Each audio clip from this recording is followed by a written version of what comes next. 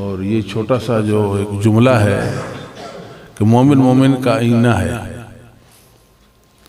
یہ معاشرے کی اصلاح فلاح کے لیے، معاشرے کی سنوارنے کے لیے ایک قانون ہے۔ ہمارے اندر بے احتیاطی پائی جاتی ہے، ہم بے راہ روی کا شکار ہیں اور انسانوں کو بے دریغ ڈسکس کرتے رہتے ہیں۔ یہ انتہائی پریشان کن صورتحال ہے کہ ہم نیکیاں کماتے رہ جائیں اور بے خبری میں ہماری نیکیاں اور ہمارے اعمال ضائع چلے جائیں۔ یہ زبان کی آفات جو ہیں یہ انتہائی شدید ہیں۔ یہ تو آپ جانتے ہیں کہ 2 درجن کے قریب کبائر بڑے گناہ جن پر وعید شدید آئی ہے وہ زبان سے صدور ان کا ہوتا ہے۔ تو زبان جو ہے یہ 2 دھاری دار آلہ ہے، اس کو چھری کہہ دیں، یہ 2 دھاری والی ہے، اس کا استعمال بھی کرنا ہے اور اس کے ضرر سے بچنا بھی ہے۔ اب دیکھیں کیسے استعمال کریں گے اور کیسے اس کے ضرر سے بچیں گے۔ ظاہر ہے زبانوں کی وجہ سے کئی ملک ایسے ہوتے ہیں کہ بیانات ہوتے ہیں، بیانات ایک ملک کی طرف سے بیان آتا ہے دوسرے ملک کے حوالے سے، تو جنگیں بھی چھڑ جاتی ہیں، ملک تباہ ہو جاتے ہیں، انسان موت کی آغوش میں چلے جاتے ہیں، تباہی بربادی پھیل جاتی ہے۔ ایسے ہی خاندانوں میں بھی ہو جاتا ہے، محلے، خاندان، علاقے تباہ و برباد ہو جاتے ہیں۔ ہمارے اندر سب سے بڑا جو گناہ ہے یا خامی ہے وہ زبان کا بے دریغ استعمال ہے۔ انسانوں کو ڈسکس کر رہے ہیں، انسانوں پر بحث کرتے ہیں۔ نبی کریم صلی اللہ علیہ وسلم کا فرمان گرامی ہے سنن ترمذی کے اندر، آپ نے فرمایا کہ اگر کوئی شخص کسی کی عزت، کسی کی بیٹی، کسی کی بہن، کسی کی ماں، عفت ماں بیٹی کے حوالے سے کوئی ایسی ویسی بات کرتا ہے، ٹھیک ہے، جس طرح ہمارے ہاں عادت ہے لوگوں کی، لوگوں کی عزتوں پر بات کرتے ہیں، ان کی بیٹیوں کے حوالے سے، ان کی بہوؤں کے حوالے سے، تو نبی کریم صلی اللہ علیہ وسلم نے فرمایا کہ وہ گھر کی 4 دیواری کے اندر بھی ہوگا تب بھی اللہ اس کو ذلیل رسوا کر دیں گے، اس کو اس گناہ کی یہ مار پڑے گی، یہ سزا ہوگی۔ اللہ تعالیٰ اپنے بندوں کو معاف فرما دیں، درگزر فرما دیں، یہ مہلت دے دیں تو اس کی عنایت ہے، ورنہ یہ گناہ مہلک ہے۔ تو اس حوالے سے ہم نے بچنا ہے، یہ تقوی کے خلاف بھی ہے، انسان کو بے مربت کر دیتا ہے یہ گناہ، کہ انسان کو ڈسکس کرتا ہے، پیٹھ پیچھے باتیں کرتا ہے۔ تو نبی کریم صلی اللہ علیہ وسلم نے ایک مومن کو مومن کے لیے آئینہ قرار دیا، اس کے اندر بہت بڑی نصیحت ہے۔ وہ سوچتا ہے کہ وہ میرا بھائی ہے اور میں نے جو کردار ادا کرنا ہے وہ کردار تو اور ہے، اور جو میں کردار ادا کر رہا ہوں وہ تو اور ہے، جو میرا کردار ہے وہ حدیث کے خلاف جا رہا ہے۔ ہاں انسانوں کے ساتھ اختلاف رائے بھی ہو سکتا ہے، آراء مختلف ہو سکتی ہیں، وہ ان کو کہہ دے آپ کے اس معاملہ میں شاید میں آپ سے متفق نہیں ہوں، یہ تو ایک الگ بات۔ ایک ہے انسان ویسی انسانوں کو عادتاً لوگوں کی عادت ہوتی ہے نا، انسانوں کے متعلق بات کرتے ہیں کہ فلاں ایسا، فلاں ایسا، فلاں ایسا۔ آپ الاذکار حافظ نووی رحمہ اللہ تعالیٰ کی پڑھیں، الاذکار، انہوں نے جو غیبت کی صورتیں بیان کی ہیں، یقین جانے وہ پڑھنے کے بعد میں اور آپ یقین سے کہہ سکتے ہیں کہ ہم اس مول گناہ سے بچ سکتے ہی نہیں ہیں، قطعاً نہیں بچ سکتے، کوئی صورت ہی نہیں ہمارے بچاؤ کی۔ اس زبان کو کنٹرول کرنا ہے اور اس کو 2 جبڑوں کے درمیان رکھنا ہے، روکے رکھنا ہے۔ نبی کریم صلی اللہ علیہ وسلم نے بھی کہا مجھے ضمانت دے دو زبان کے حوالے سے، میں تمہیں اللہ کی جنت کی ضمانت دیتا ہوں۔ دو چیزوں کی ضمانت آپ نے مانگی ہے نا، اور معاشرے کا بگاڑ ان دو کے ساتھ جڑا ہوا ہے، ان دو کے ساتھ۔ زبان کا استعمال نہ ہو تو دوسرا گناہ بھی ممکن نہیں، تب ممکن ہو جاتا ہے جب زبان کا غلط استعمال ہوتا ہے۔ تو لہذا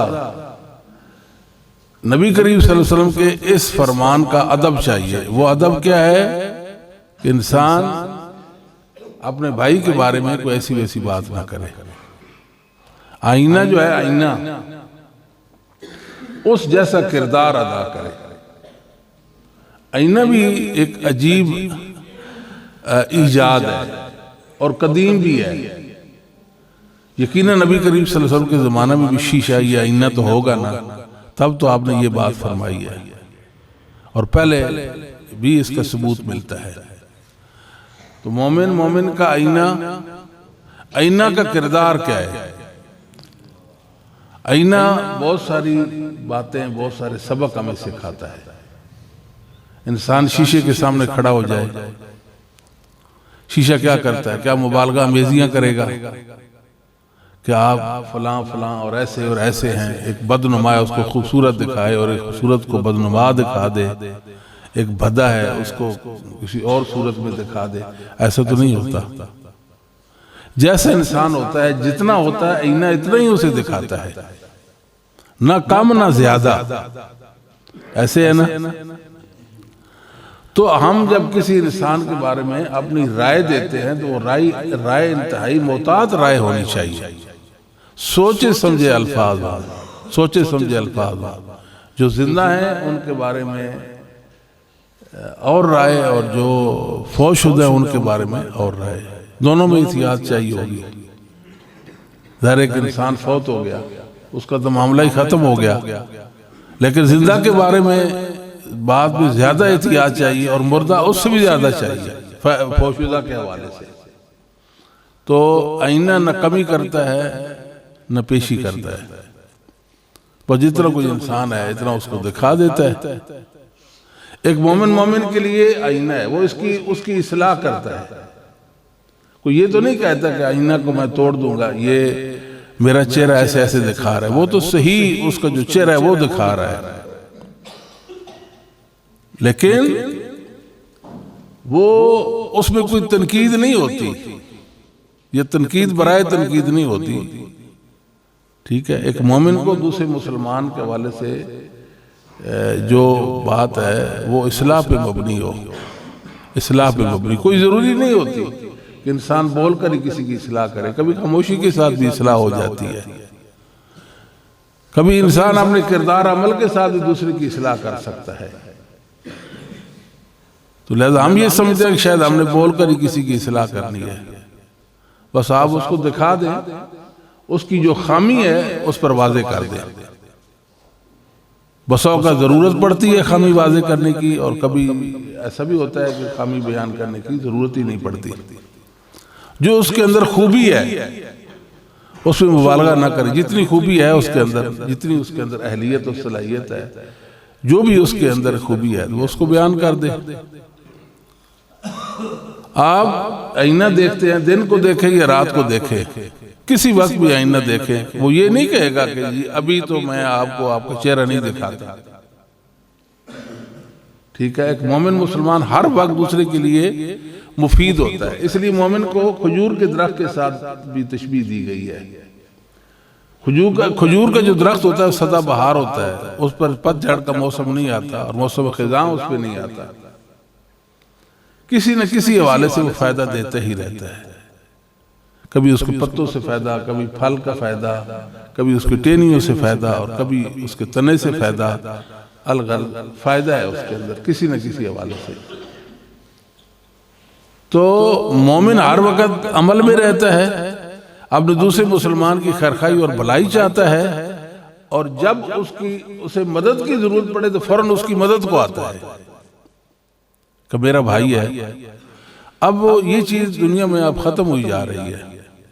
جو اہل السنہ والجماعت ہے، اہل السنہ والجماعت، ویسے بھی حدیث میں مومن کو مطلب کہ وہ قرار دیا گیا ایک جسم واحد تمام مومنوں کو مسلمانوں کو ایک جسم کی مانند قرار دیا گیا.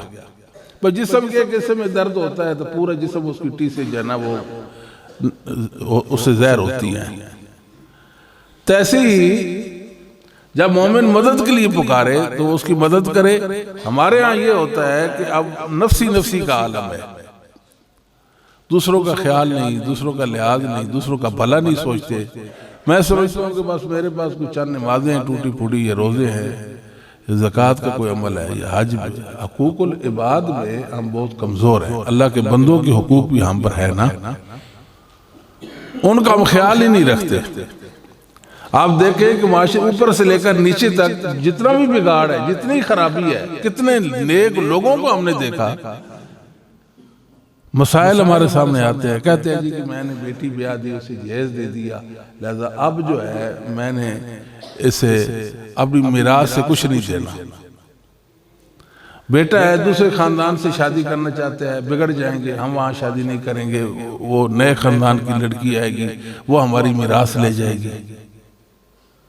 ایسا ہوتا ہے کہ نہیں؟ انسان ہر وقت یہ سوچ رہتا ہے کہ میری یہ زمین، میری یہ زمین، میری یہ جائیداد، میرا یہ کاروبار، ہاں جی یہ تقسیم ہو جائے گا، یہ فلاں لے جائے گا، یہ فلاں لے جائے گا، میری میری میری کرتا رہ جائے، جبکہ اس کی تو وہ ہوتی ہی نہیں ہے. حقیقت میں اگر دیکھی جائے تو حق تلفیاں ہوتی ہیں.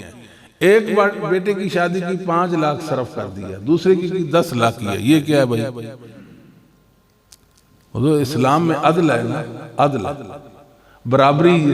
اس میں برابری چاہیے، نہیں ہے کہ ایک بیٹے پہ زیادہ خرچ کرے اور دوسرے میں کم کرے. اولاد کو تبھی تو فتنہ کرا، آزمائش ہے. فتنہ سے برا آزمائش ہے. تو ہر لمحہ ہم دیکھتے ہیں کہ انسان انسانوں کی حق تلفی میں ہے، حق تلفی میں. اور دوسرا یہ ہے کہ انسان انسانوں کی پرواہ بھی نہیں کر رہے. مشرق کا مسلمان دکھی ہوتا ہے، مغرب والا پرواہ ہی نہیں کرتا. چاہیے تو یہ کہ مشرق کا مسلمان ہو یا مغرب کا، شمال کو ہو یا جنوب کا، دنیا کسی کونے میں رہتا ہے، مواحد اہل سنہ میں سے ہے، اس کی تکلیف ہمیں پریشان کر دے تب تو ہم مسلمان ہیں، اور اس کی خوشی ہمیں خوش کر دے تب تو ہم مسلمان ہیں. ورنہ مسلمان کہے کہ تو حقوق العباد کے حوالے سے ہمارے پاس کچھ بھی نہیں ہے. ہاں یہ ہے کہ ہمارے ہاں ایک نظریہ پایا جاتا ہے کہ حقوق العباد، بندوں کے جو حقوق ہے وہ معاف نہیں ہوں گے. جب تک بندہ معاف نہ کرے اللہ تعالیٰ معاف نہیں کریں گے. یہ جملہ بھی نہیں کہنا چاہیے. اللہ تعالیٰ معاف فرما دیتے ہیں، اللہ کی مشیت پر ہے سارا معاملہ.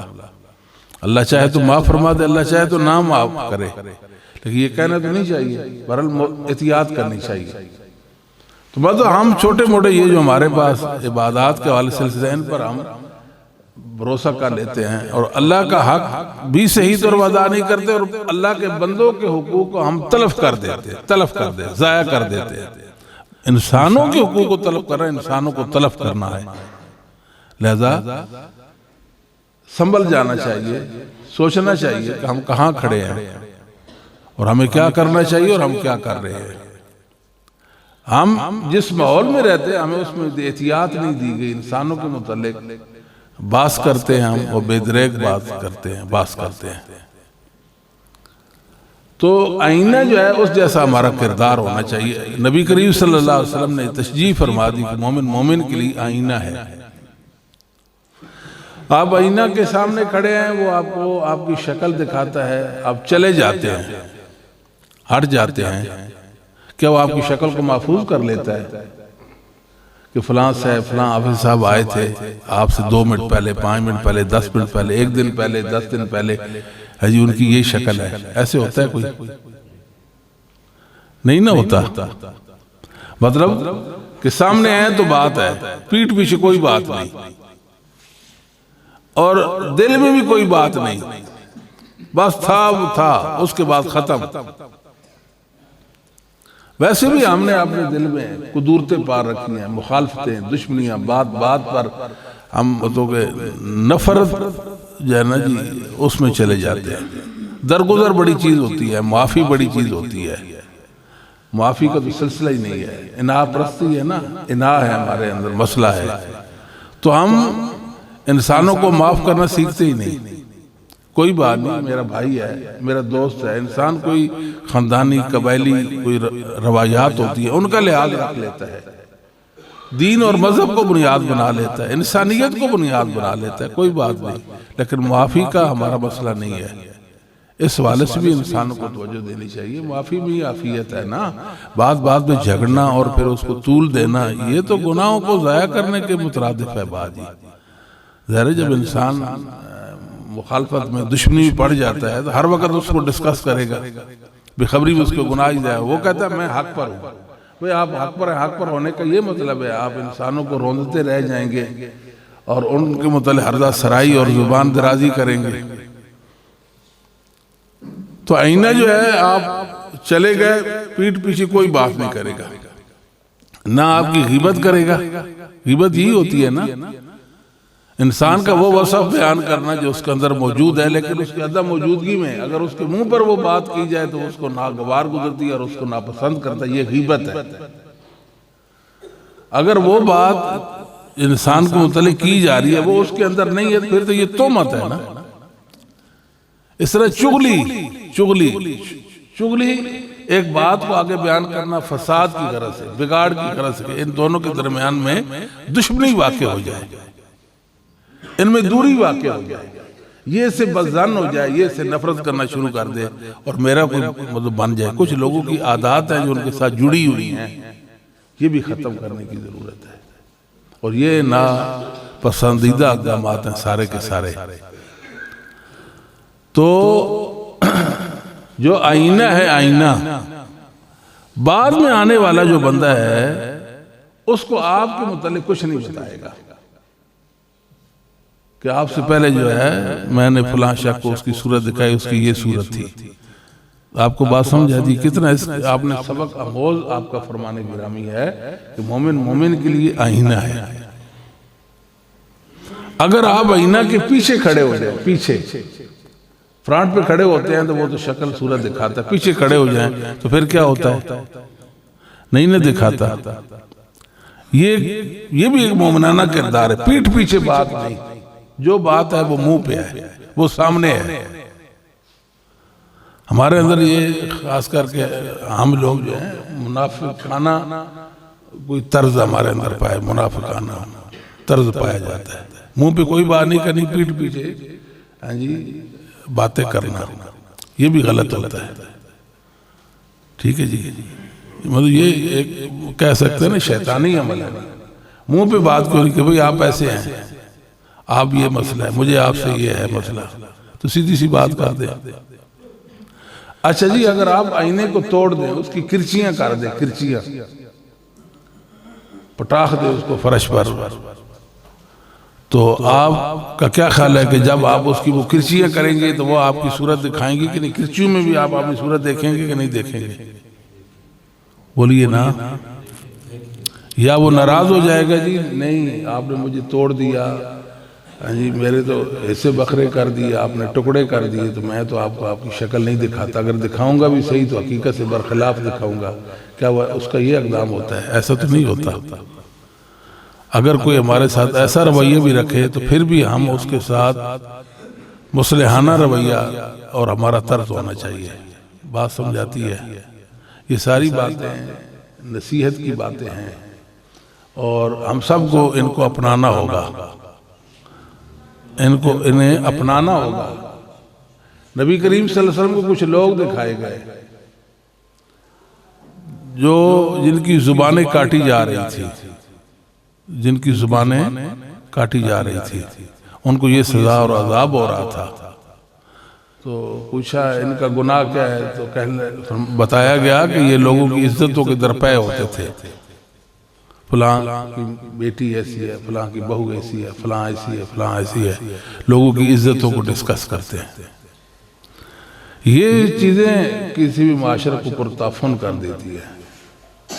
ایک دفعہ نبی کریم صلی اللہ علیہ وسلم اپنے صحابہ کے ہمراہ سفر سے واپس آ رہے تھے تو مدینہ سے بھی دوری تھے، تو آپ نے انتہائی بدبودار جو ہے نا وہ ہوا محسوس کی. یہ ہوا تو پرتعفن ہے، بدبودار ہے، حتیٰ کہ جانور بھی تکلیف محسوس کرنے لگے.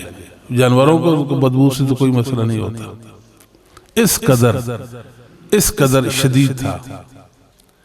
تو صحابہ بھی پریشان ہو گیا کہ یہ بدبو کیا ہے۔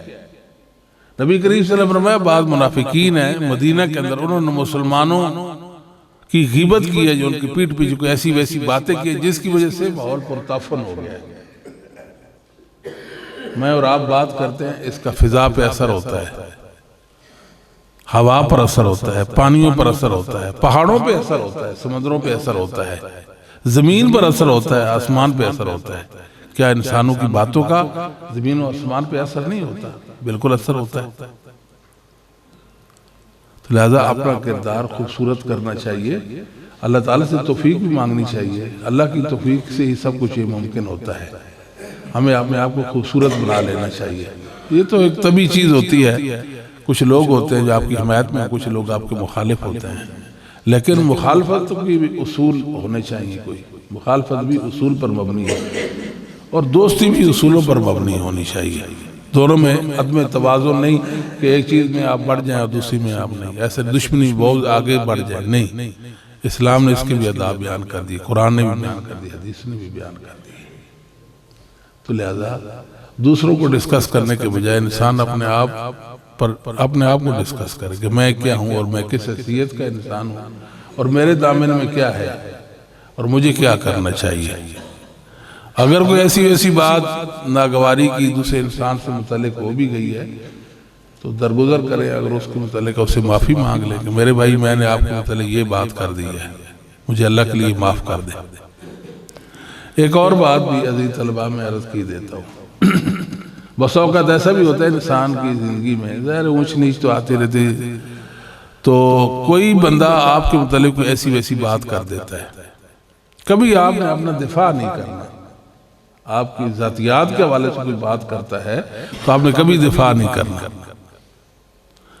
وہ سخت سے سخت بات کر دے، جو بات آپ کو مجروح کر دے، آپ نے کوئی اپنے متعلق بات نہیں کرنا کہ میں ایسا اور وہ غلط کہتا ہے میرے بارے میں، یہ کبھی بھی نہیں کرنا۔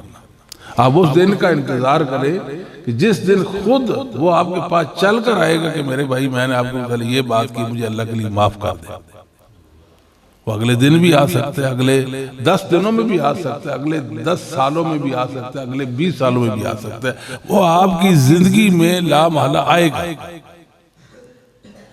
آپ دیکھیں، اگر جو وہ بات کرتا ہے وہ بات آپ کے اندر واقعتاً پائی جاتی ہے تو کیا مطلب اس کا کہ آپ اپنا غلط دفاع کر رہے ہیں نا، ایسی ہے نا، آپ اپنا غلط دفاع کر رہے ہیں۔ یہ بھی بات صحیح نہیں ہے کہ خواہ اپنا غلط دفاع کریں، کیونکہ آپ غلط بات کا دفاع کریں گے تو ڈبل غلطی ہو جائے گی نا۔ ایک تو غلطی پہلے ہے اور ایک غلطی کا دفاع کرنا، یہ دوسرا گناہ یا دوسری غلطی اس کا ارتکاب کر رہے ہیں۔ اگر آپ کے اندر وہ چیز نہیں ہے تو آپ کو مسئلہ ہی نہیں ہونا چاہیے۔ کیا مسئلہ ہے؟ انسانوں کو متعلق تو بات کرتے رہتے ہیں نا، ہم کو ایسے ویسے تو نہیں ہے کہ ہمارے متعلق کوئی بات نہ کرے۔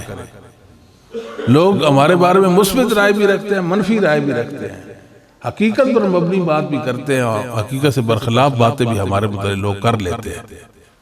ہم اپنے دفاع میں زندگی ضائع کر دیں تو یہ بات صحیح نہیں ہے۔ بس ٹھیک ہے، اس نے بات کر دی، ہاں البتہ دین کے حوالے سے کوئی ایسی ویسی بات ہے، ظاہر ہے مومن جو ہوتا ہے، مسلمان عالم جو ہوتا ہے، وہ فہیم ہوتا ہے، پھر وہ فیصلہ کرے گا کہ مجھے کیا کرنا چاہیے، کہیں یہ نہ ہو کہ دینی حوالے سے آپ کا وہ نقصان ہو۔ باتیں کہنے کو تو بہت زیادہ ہوتی ہیں، نصیحتیں باتیں تو نہیں۔ اپنے آپ کو اور آپ بھائیوں اور بزرگوں کو اللہ تعالیٰ سے دعا کرتے ہیں، اللہ تعالیٰ ہمیں صحیح معنوں میں مسلمان بننے کی توفیق نصیب فرمائے۔ جو ایک مسلمان کی صفات ہوتی ہے، جو مومن کی صفات اور مومن کا جو کردار ہوتا ہے، اللہ تعالیٰ ہمیں بھی وہ کردار نصیب فرما دے۔ ہم اچھے مسلمان بن جائیں، اچھا سوچنے والے بن جائیں، اچھے کہنے والے بن جائیں، اچھے سنت سنانے والے بن جائیں، اللہ تعالیٰ میں خوبصورت کر دے۔ اور محمد صلی اللہ علیہ وسلم کے ذریعے سے اللہ نے زمین پر جو برکات اتاری ہیں، اللہ تعالیٰ ان فیوز و برکات سے ہمیں بہرمند فرما دے۔ اللہ ہم سے راضی ہو اور ہمارے گناہوں کو معاف فرما دے۔ وہ کبیرہ گناہ ہیں، یہ صغیرہ گناہ ہیں جو ہمارے علم ہیں، جو ہمارے علم میں نہیں ہیں، اللہ تعالیٰ ہمارے سارے کے سارے گناہوں کو معاف فرما دے، ہم سے راضی ہو جائے، ہمیں اپنی رضا نصیب فرما دے، اللہ تعالیٰ ہماری زندگی کو نافع مفید بنا دے، ہم اپنے لیے دوسروں کے لیے نافع اور مفید بن جائیں، اللہ تعالیٰ ہمارے فیض کو اور وہ ادنا سی اور معمولی سی جو ہمارے اندر برکت ہے اس برکت کو اللہ پوری زمین پر پھیلا دے، اور اللہ رب العالمین نے جو اپنے بندوں کے لیے آسانیاں اتاری ہیں اللہ تعالیٰ وہ ہمیں آسانیاں بھی نصیب فرما دے۔ بس یہی نصیحتیں تھیں اپنے آپ کو، آپ بھائیوں کو، میں نے آپ کا زیادہ وقت لے لیا، اس پر بھی آپ سے معذرت چاہتا ہوں۔ اقول قولی ھذا استغفر لی ولکم سائر المؤمنین والمؤمنات والمسلمین والمسلمات۔ اچھا جی جی جی وراثت کیا باپ کی جگہ بعد کے فوراً بعد تقسیم ہوگی یا بعد میں لکھی جا سکتی؟ دیکھیں جی یہ تو ورثاء پر ہے، جب بندہ فوت ہو جاتا ہے اس کا جو متروکہ مال ہے وہ اس کی وراثت ہوتی ہے۔ چاہیے تو یہ کہ جو ہوتے ہیں ہمارے ہاں طور طریقے میت کے بعد جو کہ سلسلے وہ ختم ہوں تو فوراً وہ تقسیم کر دینی چاہیے، جو جس کا حق ہے اس تک پہنچ جائے۔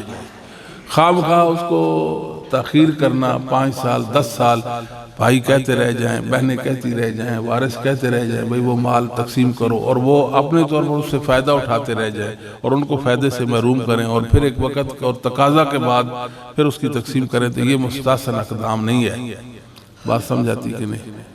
تکبیر کیا مؤذن کے لیے خاص ہے؟ تکبیر یعنی اقامت مؤذن کے لیے خاص نہیں ہے جی، جو مؤذن ہے وہی مقیم ہونا چاہیے۔ اسلام کا جو ذوق ہے نا، دیکھیں اقامت کو بھی اذان کہا گیا، مجازن کہا گیا کہ نہیں؟ جو حقیقی اذان کہتا ہے مجازی اذان بھی وہی کہے، جو اذان کہتا ہے وہی اقامت کہے، مگر کوئی ضروری نہیں ہے، اس پر کوئی اشارہ تو ملتا ہے بعض روایات میں کہ جو مؤذن ہے وہی مقیم ہو، لیکن بعض روایات میں من اذن فہو یقیم کے الفاظ بھی آئے ہیں نا، یہ روایت تو ثابت نہیں ہے، لیکن بعض روایات سے یا آثار سے کوئی باتیں یہ ثابت بھی ہوتی ہے۔ صحیح یہی ہے کہ جو مؤذن ہے وہ مقیم ہو۔ اگر کوئی اور بھی مثال کے طور پر اقامت کہہ دیتا ہے، اذان کسی نے کہی اور اقامت کوئی کہہ رہا ہے، تو اس میں کوئی حرج والی بات نہیں ہے۔ ہماری مسجدوں میں تو اختلاف ہو جاتا ہے، کئی بزرگ جو ہیں وہ طیش میں آ جاتے ہیں، میں نے اذان کی، آپ نے میرا حق مار دیا، ایسے ہوتا ہے کہ نہیں ہوتا؟ وہ جھگڑ پڑتے ہیں، سختی تلخی کرتے ہیں، تو بس اوقات یہ بھی ہو جاتا ہے کہ مزاجن بھی ہو جاتی ہے، بس اوقات وہ حدیث ان کے مد نظر ہوتی ہے، وہ اس حدیث پر عمل پیرا ہونا چاہتے ہیں، اپنا حق سمجھتے ہیں، بہرحال موقع کے مطابق اصلاح کی طرف چلے جانا چاہیے، تو بزرگوں سے فائدہ بھی حاصل کر لینا چاہیے۔ ایک دن ایک بزرگ تھے میرے ساتھ نماز میں کھڑے تھے، تو انہوں نے رکوع کے بعد ایک دعا پڑھی، تو سلام پھیرنے کے میں نے کہا یہ دعا کہاں سے لے آئے؟ ہاں جی آپ کو نہیں پتا؟ میں کہا بزرگو پائی گئے ہو کہ دسو تو صحیح میں کتھے لکھی، جاؤ نہ دیکھو نا، مولانا آپ ہیں یہ میں ہوں۔ بہرحال انہوں نے میری صحیح تسلی تشفی کر دی، تو وہ پھر میں اٹھ کے چلا گیا مکتبے کیا دیکھا تو وہ سنن ابی داؤد کے اندر وہ دعا موجود ہے، اس کی سند بھی حسن ہے، اور میں نے پڑھائی بھی ہے، لیکن میرے علم میں نہیں تھی، بزرگوں سے ہمیں وہ حاصل ہو گئی، تو ان سے محبت بھی کرنی چاہیے۔ بزرگوں کو بھی چاہیے کہ نرمی برتے، مدرسے میں عام طور پر جو بزرگ ہوتے ہیں نا ان پر شیطان ہر وقت سوار رہتا ہے جی، بچوں کی ان کو ایک عادت بھی اچھی نہیں لگتی، شور کرتے رہتے ہیں، اچھا جی یہ دیکھو یہ کرتے ہیں وہ کرتے ہیں، یہ بچے ہیں مہمان ہیں، آپ ان کے لیے نرمی کا پہلو جو ہے وہ رکھیں اور درگزر کریں، اپنے بچوں جیسا سمجھیں، ان کو کھلاتے پلاتے تو ہے نہیں بیچاروں کو، ایسی ہے نا جی، لیکن ہے کہ جھاڑ ان کو پلاتے رہتے ہیں، تو یہ نہیں ہونا چاہیے، محبت والا ماحول ہونا چاہیے، صحیح؟ ہاں جی، بعض ہمارے بزرگ ماشاءاللہ بڑے وہ متبع سنت ہوتے ہیں، سنت کا بہت لحاظ رکھتے ہیں، ہمیں خوشی ہوتی ہے ان کے ساتھ، وہ ضعیف حدیثوں کو بھی دین، بس ان کے علم میں وہ حدیث ہے، ان کی تحقیق میں وہ ضعیف تو نہیں ہے نا، اس کو دین سمجھے، اس کے ساتھ چپٹے رہتے ہیں وہ، تو یہ اچھی بات ہے، خوبصورتی ہے ماشاءاللہ۔ جی غریب ہو، امام مالک نے کہا ہے کہ وہ مرغی کاٹے اس کا ہو جائے، کیا یہ بات ٹھیک ہے؟ نہیں مرغی کون سی حقیقہ میں سنت سے عائشہ رضی اللہ تعالی عنہا جو ہیں ان کے بھائی عبد الرحمن کے ہاں بیٹے کی ولادت ہوئی. عبد الرحمن کیا ہوئی؟ عبد الرحمن بن ابی بکر کے ہاں بیٹے کی ولادت ہوئی. تو انہوں نے گوشت بھیجا، پھپھو کو گوشت دے کر آئیں گے. عائشہ نے پوچھا کہ گوشت کائے کا؟ انہوں نے کہا کہ عبد الرحمن کے ہاں بچے کی ولادت ہوئی تو انہوں نے عقیقہ کیا، تو یہ اونٹ کا گوشت ہے. کہتی ہے معاذ اللہ. سنت تو 2 بکریاں تھیں تو اونٹ ذبح کر رہے ہیں. اس کا یہ مطلب نہیں کہ اونٹ ذبح نہیں کر سکتے، اونٹ بھی ذبح کر سکتے ہیں، گائے بھی ذبح عقیقے میں ہو سکتی ہے، مگر کامل و دم ایک گائے ایک بچے کی طرف سے ہوگی، اس میں شراکت نہیں ہوگی کوئی. بعض لوگ قربانی کرتے ہیں نا، حصہ ڈالتے ہیں، کہتے ہیں یہ عقیقے کا بھی حصہ ہم ڈالیں گے، پھر اس میں حصہ نہیں ہوگا. جس طرح بکرا پورا 2 بکرے بچے کی طرف سے ذبح ہوتے ہیں، ایسے گائے بھی بچے کی طرف سے ذبح ہوگی. ٹھیک ہے جی. باقی وہ روایت جو امام مالک کے حوالے سے بیان کی جاتی ہے اس سور والی، تو وہ تو ثابت ہی نہیں ہے. ٹھیک ہے، ہمارے ائمہ ایسی باتیں تو نہیں کرتے تھے. اللہ عالم، یہ ثابت نہیں ایسا. سنت کیا ہے؟ سنت بچے کی طرف سے 2 بکریاں، ٹھیک ہے، اور بچی کی طرف سے 1 بکری. اگر استطاعت نہیں ہے، طاقت نہیں ہے، لیکن جذبہ ہے کہ اللہ تعالیٰ نے اولاد جیسی نعمت دی ہے، میں بھی اللہ تعالیٰ کا شکر بجا لوں. اور یہ انوکھی عبادت ہے. اللہ تعالیٰ جب اولاد دیتے ہیں اپنے بندوں سے یہ کہتے ہیں کہ میرے بندوں میرا شکر ادا کرو، میں نے تمہیں اولاد جیسی انمول نعمت عطا کی ہے. اولاد اگر آپ مارکیٹ میں خریدنے جائیں وہاں سے تو بچے نہیں مل سکتے نا، انمول ہی ہوئے نا. تو اللہ تعالیٰ انوکھی بات، وہ کیا 7ویں دن مخصوص عمر، مخصوص حیت اور مخصوص حیت کے جانور کو ذبح کر دیں، ان کا خون بہا دیں. اللہ تعالیٰ خوش ہو جاتے ہیں، راضی ہو جاتے ہیں کہ میرے بندے نے مجھے راضی کر دیا. ٹھیک ہے، تو لہذا عقیقے کی سنت اور عمل پیرا ہونا چاہیے. لیکن سنت ہے، مستحب ہے. اگر کوئی نہیں بھی کر سکتا تو گناہگار نہیں ہے. بعض لوگ اس کو واجب سمجھتے رہتے ہیں، حالانکہ ائمہ محدثین اس کو واجب نہیں کہتے تھے، عقیقے کو محدثین مستحب سمجھتے تھے. ٹھیک ہے، اور آج ہم خود حدیثوں سے استدلال پکڑتے ہیں. یہ حدیث ادھر امر کا صیغہ امر وجوب کے لیے آتا ہے، اور یہ اور وہ. محدثین کو نہیں پتہ تھا کہ امر وجوب کے لیے آتا ہے. کیا خیال ہے بھائی؟ آپ تو ماشاءاللہ طلبہ ہیں، تو شرعی احکام کے جو درجے ہیں ہم نے نہیں مرتب کرنے. ٹھیک ہے، اگر ہم اہل حدیث ہیں پھر محدثین نے جو درجے مرتب کر، کسی کو مستحب کہا تو مستحب ماننا پڑے گا، واجب کہا تو واجب ماننا پڑے گا. صحیح، محدثین کے مسلک پہ چلیں گے تب اہل حدیث بنیں گے نا. تو خود ہی جناب اپنی طرف جس چیز کو محدثین مستحب کہتے ہیں ہم اس کو واجب کہتے رہے اور دلائل پہناتے رہے اسے، پھر مسلک اہل حدیث اس مسئلے میں تو کم از کم نکل گئے نا، تو مستحب ہے. باقی بچہ جو ہے نا وہ عقیقے کے وقت میں رین ہوتا ہے، گروی ہوتا ہے، وہ بھی حدیث ہے، صحیح حدیث ہے. اور تو جب کوئی چیز انسان گروی رکھی ہوتی ہے تو وہ گروی چھڑانے کی اس کی پوری کوشش ہوتی ہے کہ میں وہ اپنی چیز واپس کروں. صرف اس کی اہمیت اور تاکید کے لیے بھائی ذرا خیال کرو، یہ نہ ہو کہ وہ 7واں دن گزر جائے اور آپ کو مطلب پتہ ہی نہ چلے اور آپ اس سنت اور نیکی سے اور اس عبادت سے محروم ہو جائیں. اللہ عالم بالصواب.